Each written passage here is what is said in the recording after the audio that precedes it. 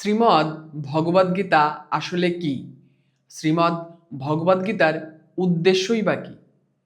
কেন পরমেশ্বর ভগবান শ্রীকৃষ্ণ অর্জুনকে শ্রীমদ্ ভগবদ্গীতার তত্ত্বজ্ঞান দান করলেন?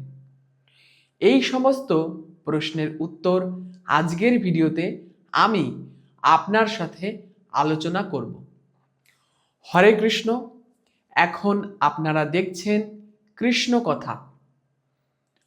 পরমেশ্বর ভগবান শ্রীমদ্ ভগবদ্গীতা অর্জুনের মাধ্যমে পৃথিবীর প্রতিটি মানুষকে দান করে গেছেন। এই শ্রীমদ্ ভগবদ্গীতা হল ভগবান শ্রীকৃষ্ণ প্রণীত আইন। শ্রীমদ্ ভগবদ্গীতার উদ্দেশ্য হল অজ্ঞানতার অন্ধকারে আচ্ছন্ন জড়জগতের বন্ধন থেকে প্রতিটি মানুষকে উদ্ধার করা। আমরা প্রতিনিয়ত নানা রকমের দুঃখ কষ্ট ভোগ করছি। অর্জুনও ঠিক সেই একই সমস্যার সম্মুখীন হয়েছিল কুরুক্ষেত্রের যুদ্ধক্ষেত্রে।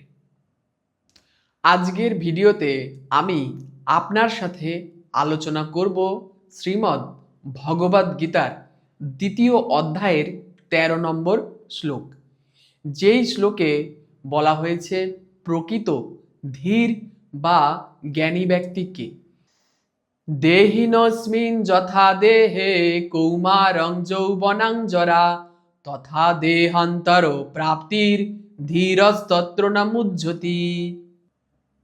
এই শ্লোকের অনুবাদ হল, দেহির দেহ যেভাবে কৌমার, যৌবন ও জরার মাধ্যমে তার রূপ পরিবর্তন করে চলে, ঠিক তেমনি মৃত্যুকালে ওই দেহি অর্থাৎ আত্মা এক দেহ থেকে অন্য দেহে দেহান্তরিত হয়।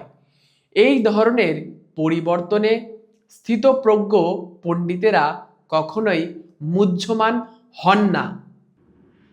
এই শ্লোকের তাৎপর্য হল, যেহেতু প্রত্যেকটি জীব এক একটি স্বতন্ত্র আত্মা, তাই আমরা একসময় শিশু ছিলাম, এখন আমরা যুবক হয়েছি এবং ভবিষ্যতে আমরা বৃদ্ধ হব।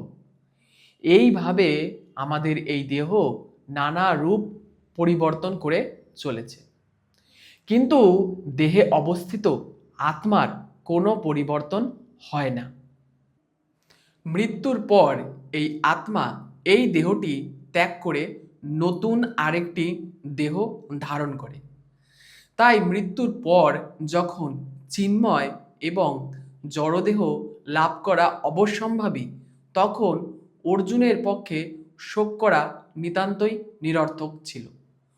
বরং অর্জুনের আনন্দিত হওয়া উচিত ছিল এই ভেবে যে ভীষ্ম ও দ্রোণাচার্যের মতো আত্মীয়দের মৃত্যুতে, কারণ তারা এই জীর্ণ ও বৃদ্ধ দেহটিকে ত্যাগ করে নতুন আরেকটি দেহ প্রাপ্ত হবেন।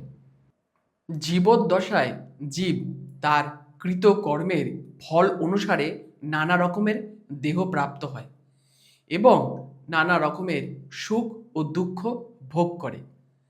তাই ভীষ্ম ও দ্রোণের মতো মহাত্মাগণের মৃত্যুতে অর্জুনের শোক করার কোনো কারণ ছিল না। ভীষ্ম ও দ্রোণের মতো মহাত্মাগণ মৃত্যুর পর যে চিন্ময় দেহ প্রাপ্ত হবেন অথবা স্বর্গে দিব্য দেহ প্রাপ্ত হয়ে নানা রকমের সুখ ভোগ করবেন, সেই বিষয়ে কোনো সন্দেহ ছিল না। যে ব্যক্তি আত্মা ও পরমাত্মার স্বরূপ এবং পরা ও অপরা উভয় প্রকৃতি সম্পর্কে সম্পূর্ণভাবে অবগত, তাকে বলা হয় ধীর, এবং এই ধরনের মানুষ মৃত্যুর দ্বারা কোনো সময় শোকগ্রস্ত হন না। এই জীবাত্মাকে ক্ষর বলা হয়। এই জীবাত্মা হলো পরম আত্মার শাশ্বত সনাতন অংশ। এই জীবাত্মা জড়জগতের বন্ধন থেকে মুক্ত হয়ে সৎ, চিৎ এবং আনন্দময় একটি দেহ প্রাপ্ত হয়ে ভগবানের ধামে ভগবানের সাহচর্য লাভ করার সুযোগ পায়। এই জীবাত্মা ও পরমাত্মাকে আমরা একটি দৃষ্টান্তের মাধ্যমে বুঝতে পারি। আকাশে যখন অসংখ্য তারা, নক্ষত্র এবং চন্দ্র ও সূর্য বর্তমান থাকে, তখন আমরা জলে তার প্রতিফলন দেখতে পাই। জলে দেখা যায় অসংখ্য তারা, নক্ষত্রের মাঝে চন্দ্র অথবা সূর্যকে। এই চন্দ্র অথবা সূর্যকে পরমাত্মা ভগবান শ্রীকৃষ্ণের সঙ্গে তুলনা করা হয়েছে এবং ওই অসংখ্য নক্ষত্রগুলি হলো একটি জীবাত্মা। অর্জুন ছিলেন অনুচৈতন্য বিশিষ্ট জীবাত্মা, আর ভগবান শ্রীকৃষ্ণ হলেন বিভু চৈতন্য বিশিষ্ট পরমাত্মা। এই আত্মা ও পরম আত্মা উভয়ই সমপর্যায়ভুক্ত নয়।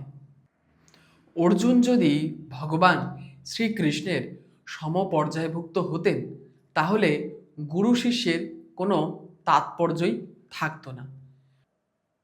অর্জুন এবং ভগবান শ্রীকৃষ্ণ যদি উভয়েই মায়ার দ্বারা মোহিত হতেন, তাহলে একজনের উপদেষ্টা এবং অন্যজনের উপদিষ্ট হওয়ার কোনো কারণই ছিল না। কেউ যদি মনে করে যে পরমেশ্বর ভগবান একজন সাধারণ পুরুষ, তাহলে এই প্রামাণিক উপদেশের কোনো অর্থই থাকে না।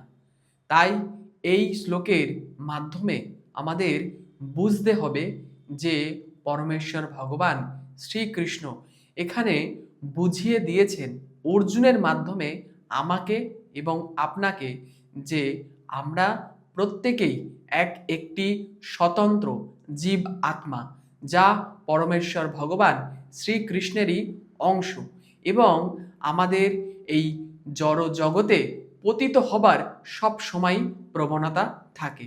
কিন্তু যদি আমরা পরমেশ্বর ভগবান শ্রীকৃষ্ণের শরণাপন্ন হই, তাহলে আমরা এই জড় জগতের বন্ধন থেকে মুক্ত হয়ে ভগবত ধামে ভগবান শ্রীকৃষ্ণের সাহচর্য লাভ করতে পারব। হরে কৃষ্ণ। দেখা হচ্ছে পরের ভিডিওতে।